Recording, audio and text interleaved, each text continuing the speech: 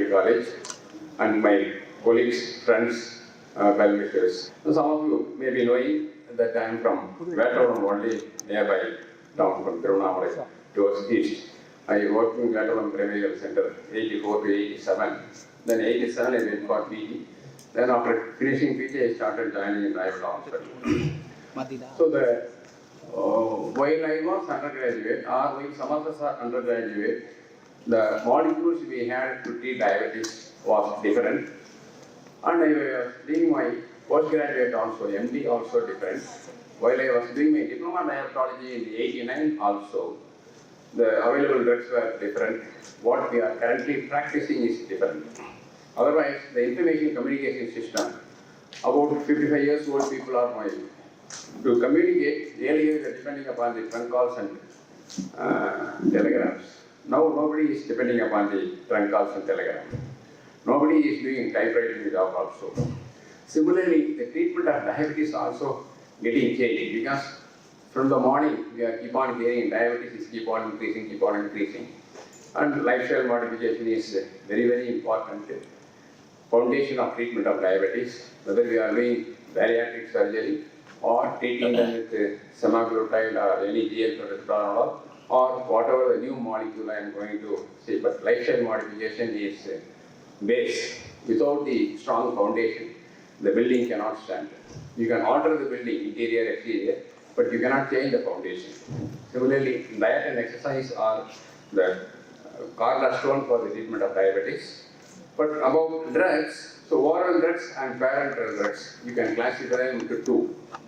Oral drugs, hypoglycemic agents, and blood sugar reducing agent or blood sugar normalizing agents. We had parenteral insulin till 15 years before, but now non-insulin parenteral also available. Sorry. Why slides are not changing? Yes. Non-insulin parenterals are GLP-1 analog, that is exenatide, liraglutide, dulaglutide, GLP-1 analog, plus insulin also. So these are all non-insulin parenterals. Of course, we had sulfonylurea from 1958 or 56, metformin from 1957, and short-acting and intermediate-acting insulin almost up to 2000 or from 1922. So after 2000, we had only insulin, sulfonylurea, and metformin to treat diabetes. With this only the UK PDS did the trial. In 99 they have come out. Initially only the blood sugar comes down, then subsequently the blood sugar keeps on increasing for many of the patients. Once the blood sugar is not under control, they enter into complications, etc. Then subsequently only all your newer molecules came in. AGA from 97, TZD from 2000, DPP-4 inhibitor from 2007, and your SGLT inhibitor from 2013, and your oral semaglutide from 2022, imiglimin also from 2022, and long-acting insulin, etc. All are coming for first 20 years or 15 years only. All these new class of drugs, AGI, TZD, gliptins, gliptosins, glimins, and GLP-1 6 new class of drugs for the past 15 years. Whereas for 70 years, we had insulin, sulfonylurea, and metformin. So for 70 years, we used these 3 class of drugs. For the past 15-20 years, we use these 6 new class of drugs along with existing insulin as well as metformin. So regarding metformin, I need not elaborate. It reduces neoglucogenesis and the liver steatosis also comes down. Glucose lowering effect because it clears insulin resistance primarily in the liver. Metformin in pre-diabetes also you can give. Suppose pre-diabetes fasting should be less than 100, PP must be less than 140. Despite diet advice, exercise, still fasting is 110 or 120, postprandial is 160 or 180 or here 200. You can give metformin boldly. Of a tablet BD, 500 mg or 1 tablet, that will not cause hypoglycemia. Suppose fasting is not touching the 110, PP is not touching the 160, A1C is not coming down to less than 7, despite 500 mg of metformin TDS, you can add alpha glucosidase inhibitors. Earlier we were adding sulfonylurea, once you add sulfonylurea for 100 patients this month, during next visit for HbA1c, almost 10 to 20% will develop hypoglycemic syndrome. If you add AGI along with the metformin, they will not develop hypoglycemic symptoms. Otherwise, metformin can be initiated from pre-diabetes stage onwards. Endorsed by ICMR, RSDA, ADA, DCCI, everybody is endorsing your metformin for pre-diabetes. Metformin has got another effect also. In addition to clearing the insulin resistance, it improves the synthesis of GLP-1, inhibition of glucagon secretion, increasing glycogen synthase activity, slowing the gastric emptying, promotion of satiety, and inhibition of food intake. So many of you may not be knowing this. DPP-4 inhibitors are blocking the DPP-4 enzyme by which GLP-1 is getting elevated.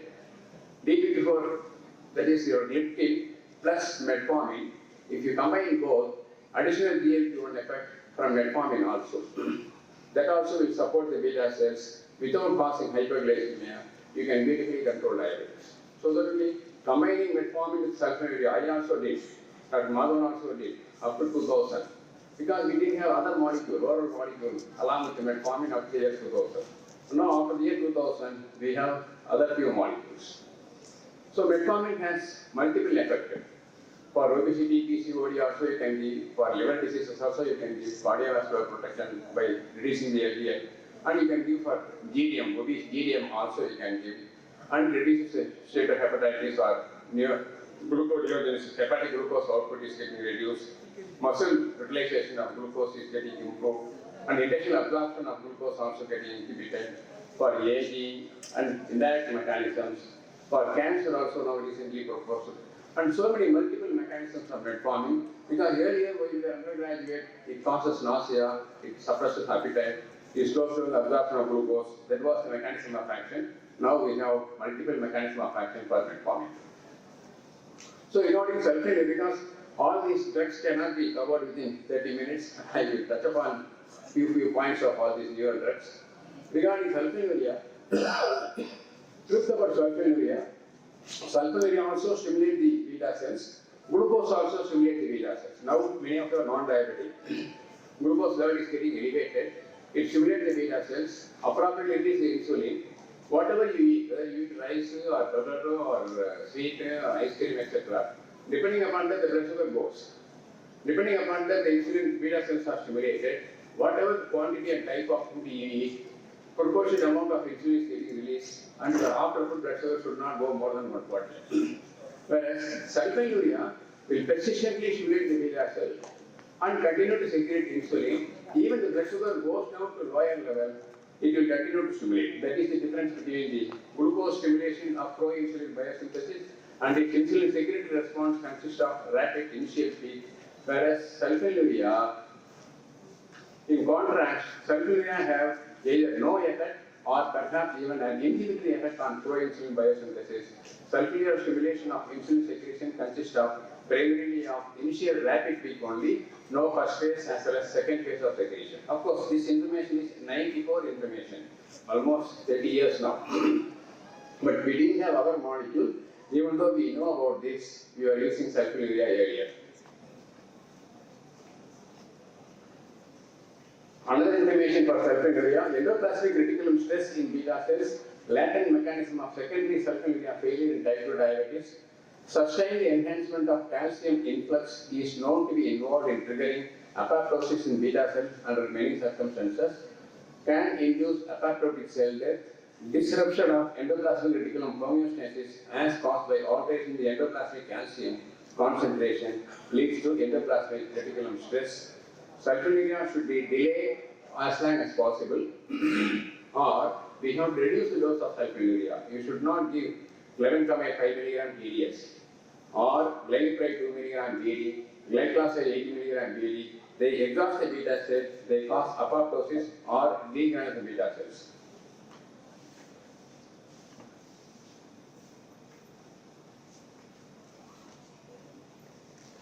Why is sometimes working on that?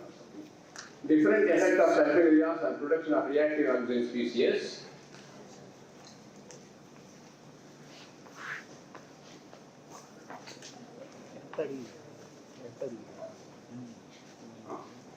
Sulfonylurea produce increased reactive enzyme species production via protection of kinase C, protein kinase C, dependent on the NADPH oxidase increasing beta cell apoptosis, disproportionately elevated pro-insulin and insulin ratio. What do you mean by pro-insulin? So the sulfonylurea stimulation releases insulin, in addition pro-insulin, that is immature insulin. Whereas glucose stimulation will release only the mature insulin. Pro-insulin and insulin ratio facilitate amyloid accumulation within pancreatic islets, leading to impairment of pancreatic islet cell secretion. Otherwise, pro-insulin is atherogenic also.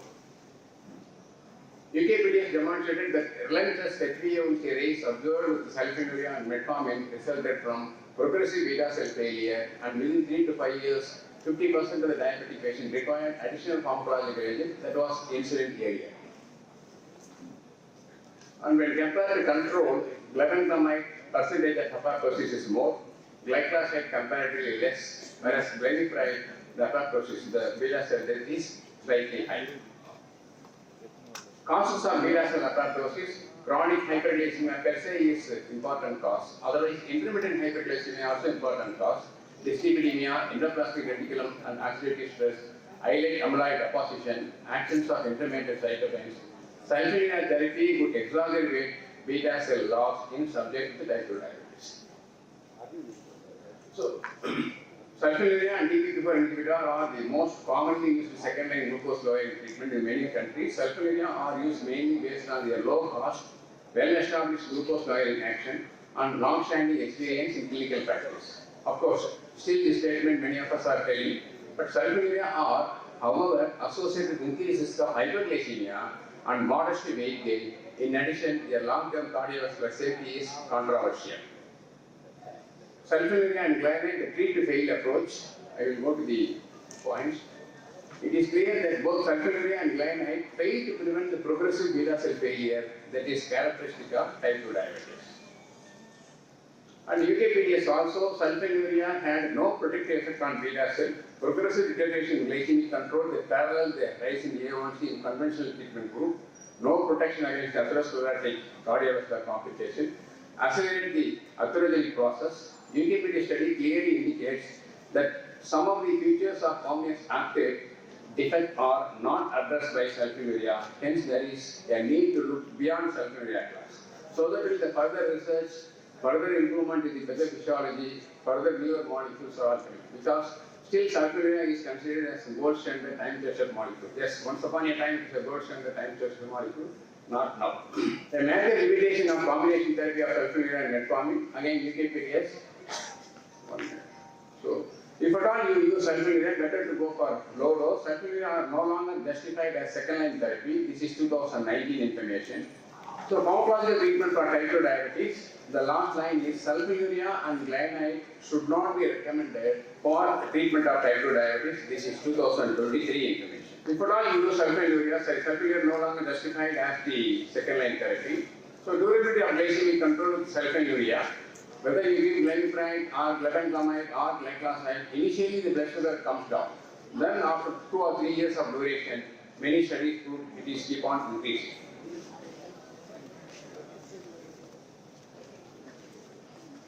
So second-line therapy for type 2 diabetes, there are multiple options for second-line oral therapy available to achieve glycemic control.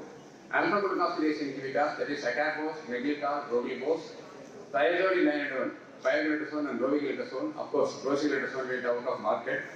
DP4 inhibitors, Sita, Vilda, Saxa, Lina, Tenligliptin, Evogliptin, Allogliptin, all are available in Indian market. Acute inhibitors, DAPA, EMPA, canagliptin and remagliptin, recently imigliptin.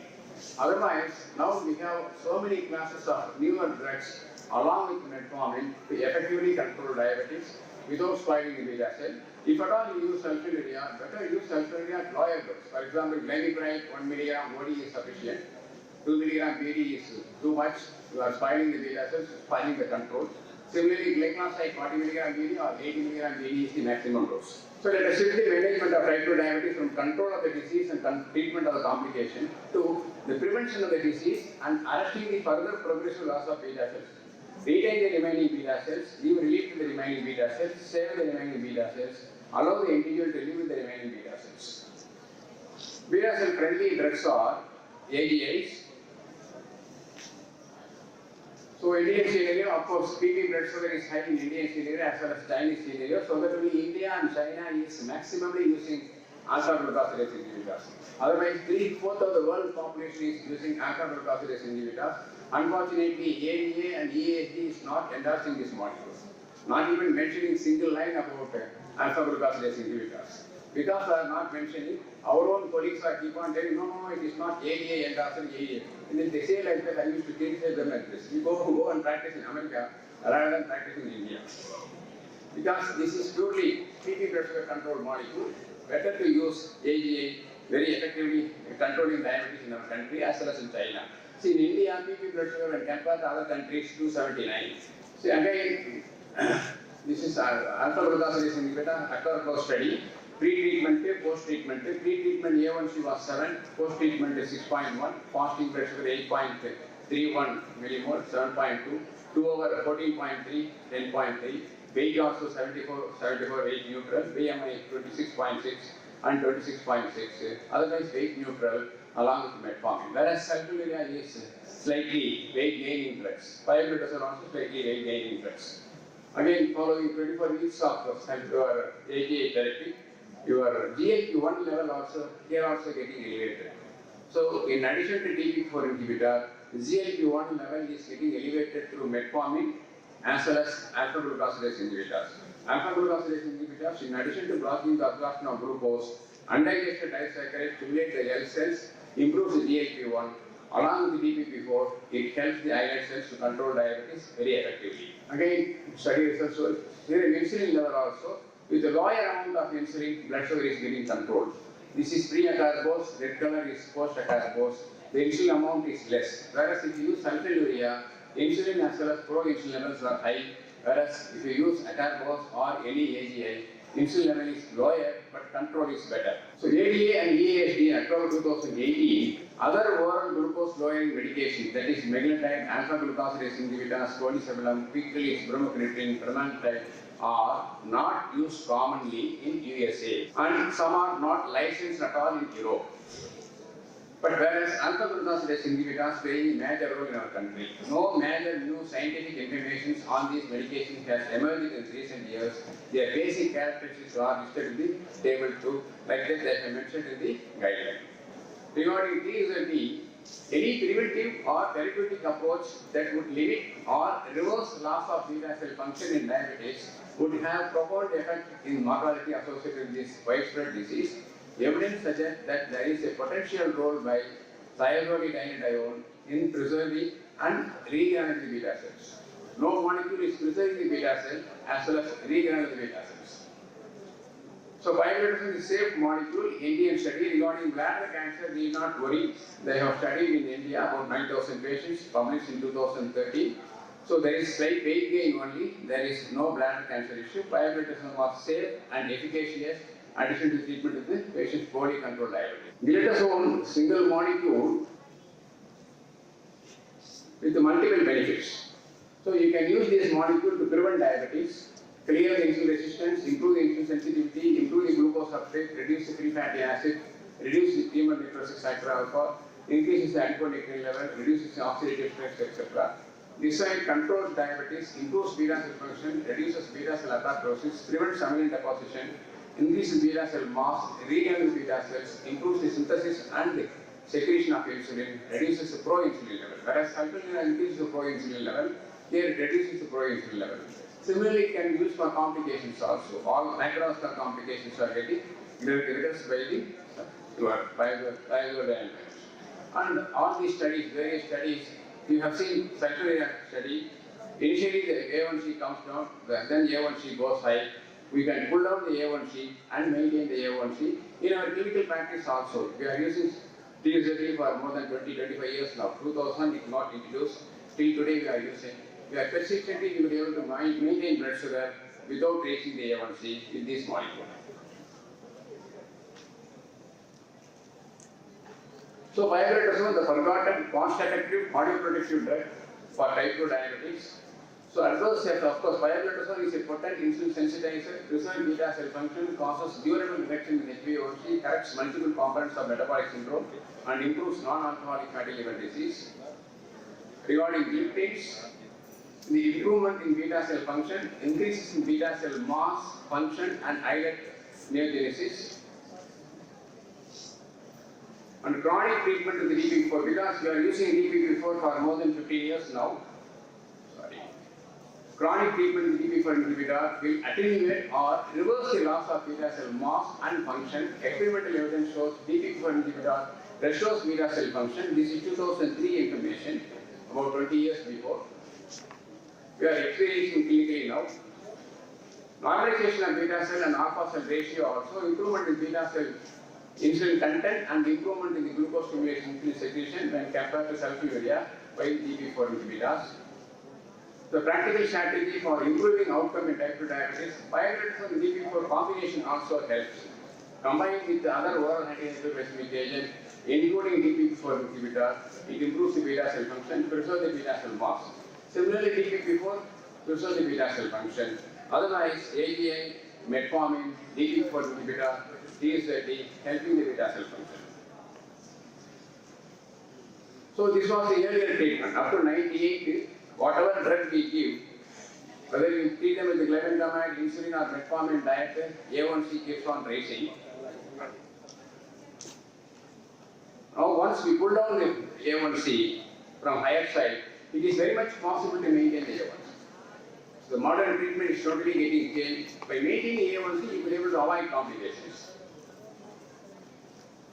So from February 2009 to April 2009, lifestyle modification, glargine for glucotoxicity, then metformin pioglitazone AGI, metformin low-glucose and vilagliptin, beautifully maintaining A1C for this more than 70 years old one.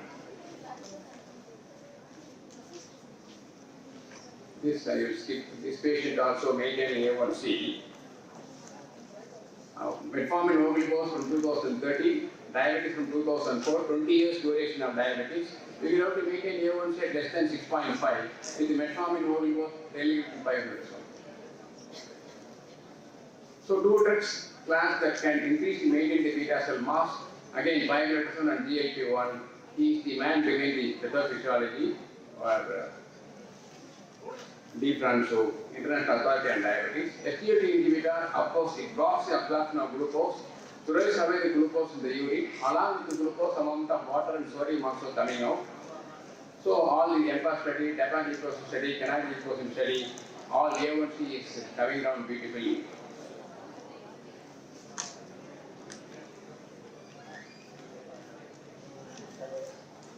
And body weight also coming down, BP also coming down.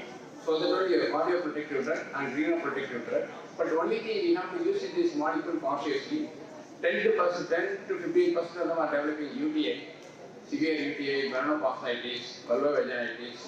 Rarely some of them are developing pyelonephritis also. We have to use this molecule very cautiously. So mechanism of side effect, of course, vascular, renal, cardiac and metabolic effects. Oral semaglutide, of course, Professor J.K. Das has elaborated well. I am not going to elaborate about oral semaglutide. Of course, he has SNAC mechanism also, he told. And there are various studies. Imiglivin is the latest molecule, just 2 years old molecule. Imiglivin directly enhances insulin secretion in response to glucose from beta cells, increases the number of insulin granules, exerts favorable effect on morphology in beta cell mitochondria, reduces apoptotic beta cell death in type 2 diabetes mice, which finally leads to amelioration of glycemic control. Imiglivin acts on the root cause of diabetes by correcting mitochondrial dysfunction. It does not affect mitochondrial respiration unlike metformin. Add on to any oral anti-diabetic drug or insulin, it has effect beyond diabetes, reactive species reduction and cardiovascular protection, less lactic acidosis compared to metformin.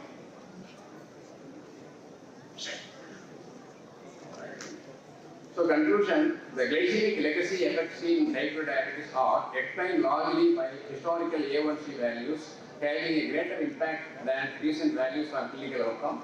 Early detection of diabetes is very important, and intensive glucose control, whether it is taking diet and exercise or yoga or whatever it is. Suppose not getting controlled by diet and exercise, no harm in using the molecule. Harm is that keeping the diabetes out of control. For minimum 1 year to maximum 3 years, 5 years, if you keep the diabetes not under control, they enter into complications. This we have to explain to the patients. Now we have, with the help of diet and exercise and current molecules are beautifully controlling diabetes, by which you can avoid all the complications, retinopathy, cardiovascular, CAD, CVD, and peripheral vascular disease, nephropathy, neuropathy, etc. So all harmless activities are getting corrected by these recent molecules without causing hyperglycemia, without causing weight gain. So otherwise this patient is on treatment from 2002. 2002 this patient had A1C 10.8. Now for the past 20 years, A1C will be maintained at less than 7. Otherwise, in our own practice, we are experiencing, this is because I am practicing from 82. 82 to 2002, 2005, to achieve A1C, the individual should face repeated hyperglycemia, even if they are a diabetologist, even if they are a endocrinologist.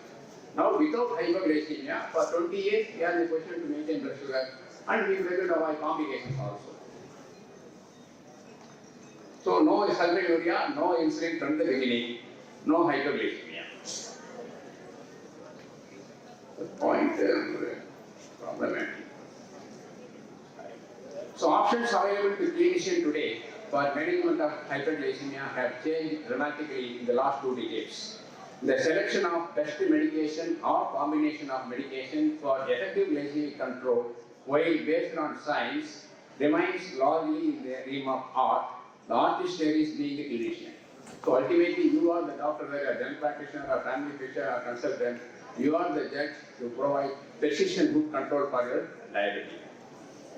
So thank you very much for giving this platform. Thanks for.